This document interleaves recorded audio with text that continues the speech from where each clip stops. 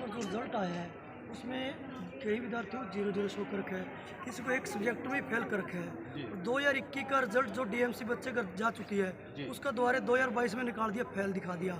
मतलब ये सॉफ्टवेयर की जैसे हमें सुनने में आया उसमें खामियों के कारण ये चीज़ें सारी देखने को मिल रही है। तो जैसे अभी मेरे पास एक केस अभी हाथ में पड़ा है, दिखा सकता हूँ मैं। इनका रिजल्ट है, देखिए ये बच्चों को ब्लैंक दे रखे, इसका पता ही नहीं इसका रिजल्ट क्या है। तो सरासर कह सकते हैं कि ये चीज़ें गलत हो रही है यूनिवर्सिटी की तरफ से। और अपना बचाव करने के लिए यूनिवर्सिटी ने क्या करा, 15 तारीख के बच्चों को पेपर निकाल दिए। अब 5 दिन पहले तो बच्चे का रिजल्ट आया, अब उसी के 10 दिन बाद पेपर भी ले रहे हैं। जो बच्चा 6 महीने पढ़ के पेपर में पास नहीं दे पा रहे तो 10 दिन में फिर ये क्या करेंगे। तो सरासर क्या कह सकते हैं, बच्चों के साथ धोखाधड़ी हो रही है। तो सरकार इस पर सूद ले, और हम भी नहीं चाहते किसी बच्चे का कैरियर बर्बाद हो। तो सरकार से हर बार मांग करते हैं, हमने परसों भी एक आंदोलन करा था, चेतावनी दी थी कि आप इस पर संज्ञान लो, और अभी तक कोई समाधान नहीं हुआ। हमने कहा डेट शीट आगे बढ़ाओ, लेकिन कोई डेट शीट नहीं बढ़ा रही। लेकिन बहुत कह सकते हैं कि बच्चों के साथ अत्याचार हो रहा है, और विद्यार्थी समय जाए तो जाएगा। सरकार भी सोई हुई इधर नजर आ रही है। अभी हम कंट्रोल रजिस्ट्रार से पास, पहले कंट्रोलर के पास उसने टाइम दिया नहीं, फिर रजिस्ट्रार के पास गए, उसने अपने ब्रांचों के आदमियों को बुला लिया। तो आपसी में तू मैं शुरू होगी, क्योंकि उनको पता है हमारे सॉफ्टवेयर में दिखते हैं, और बीसी साहब मिलता ही नहीं है। वो अपने एक अहंकार में कह लिए, एक रावण का रूप ले लिए, यहाँ आगे हमारे जो भविष्य को खराब करने के लिए। और ऐसे व्यक्ति के कारण आज सैकड़ों बच्चों का भविष्य पानी फेर दिया गया है। और जो सरकार, हम उप मुख्यमंत्री से मांग करते हैं कि आपने इस विषय को बैठाया है, इसको थोड़ा सा मैनेज करिएगा, और ताकि बच्चे का विषय ना खराब हो।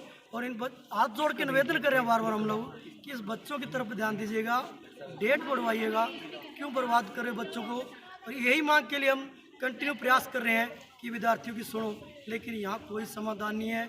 यहाँ के जितने यूनिवर्सिटी के वाइस चांसलर, रजिस्ट्रार, कंट्रोलर ने अपने हाथ खड़े कर दिए हैं कि हमारे बस का नहीं है, क्योंकि ये अपने छात्रों को कॉन्ट्रैक्ट देने के सारा ये कारण हुआ है। पुरानी एजेंसी थी, उसने अपना जो इनका वो था पीछे वाला रिजल्ट, वो सारा उन्होंने दिया नहीं है, क्रैश कर दिया। अब नई एजेंसी के पास कुछ भी नहीं है। अब कुल मिला के कह सकते हैं कि डीएमसी, अभी मेरे पास एक बच्चा खड़ा है, अब 2020 से लेके 21 निकल गया, 22 निकल गया, अभी तक इनका डीएमसी नहीं आया। अब उसने 70-80 हज़ार रुपये लगा रखे बाहर जाने के लिए। अब वो बच्चा रोज़ आता है, मेरे को लगता है पागल सा हो रहा है इन दिन में, जो रोज़ देखता हूँ उसको। तो ये चीज़ें ना हो। एक शिक्षा ही एक ऐसा रास्ता है जो विद्यार्थी पढ़ लिख के देश का विकास करता है, राष्ट्र का निर्माण करता है। तो वो यहीं से बच्चों की नींव भी खत्म कर दोगे तो सरकार आगे क्या विद्यार्थियों को लेना चाहती है। समाधान कैसे होगा इसका? देखो, समाधान सरकार है, लेकिन सरकार जिन्हें इन दिन हमने परसों आंदोलन करा, लेकिन अभी तक कोई भी सरकार का व्यक्ति सामने नहीं आ रहा है। हम कह सकते हैं कि सरकार, यहाँ राष्ट्रपति अनुशासन से लगा महसूस हो रहा है। सिरसा में तो ऐसा लगता है दोबारा कर्फ्यू सा लग गया, घर से निकलो ना, मांग उठाओ ना। हम तो आप खुद परेशान है, जाए तो जाए किस रास्ते। लेकिन सीएम मनोहर लाल खट्टर की बात करूं मैं, हरियाणा के मुख्यमंत्री है, कल उन्होंने ट्वीट किया था कि अगर ऐसी कोई समस्या आती है तो काफी सारे रास्ते हैं, सीएम विंडो है और भी काफी सारे विंडो मैंने लगाई। उनको आप अवगत क्यों नहीं करवाते? देखो, सीएम विंडो आज एक धंधे का रास्ता बन चुका है। आप कितनों ने लोगों ने सुना है कि सीएम विंडो में कल एक चोर पकड़ा गया, उसका समझौता सुना होगा। समझौता किस पे होगा? पैसे पे होगा। कोई दोषी को सजा तो नहीं हुई ना। लेकिन तो जो खट्टर साहब तो कहते हैं कि हम नकेल कस रहे हैं, साथ के साथ समाधान कर रहे हैं। खट्टर का नाम समाधान उन्होंने कहा, ट्वीट में कहा। ये सब झूठे बातें हैं। सीएम साहब को सच्चाई में दर्द अत्तल पे आई है ना एक बार। अब कोई चीज हम डॉक्यूमेंट्री कार्रवाई पे लगते हैं, कानूनी कार्य पे लगते हैं, उसको हद मार के 6-7 महीने लग जाते हैं, तो आदमी मरमुख जाता है। ये तो सब बकवास है, सिस्टम है। एक बातें हैं, सीएम साहब प्रैक्टिकली आइएगा, वहाँ छोड़िएगा चंडीगढ़ को, यहाँ ध्यान दीजिएगा प्रदेश डिस्ट्रिक्टों में।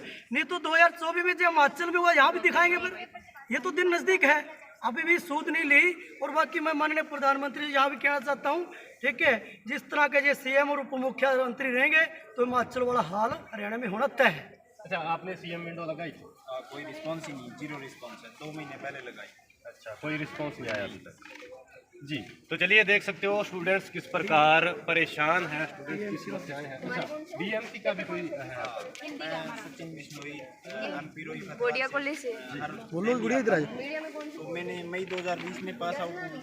और डरना नहीं, सेकंड, फोर्थ, फिफ्थ, सिक्स 4 सेमों की डीएमसी रोक रखी है, जिसकी वजह से मैंने आईलेट्स एग्जाम दिया था, वो भी 15 दिसंबर 2020 को 20 को दिया था। 22 को 2 साल हो जाएंगे।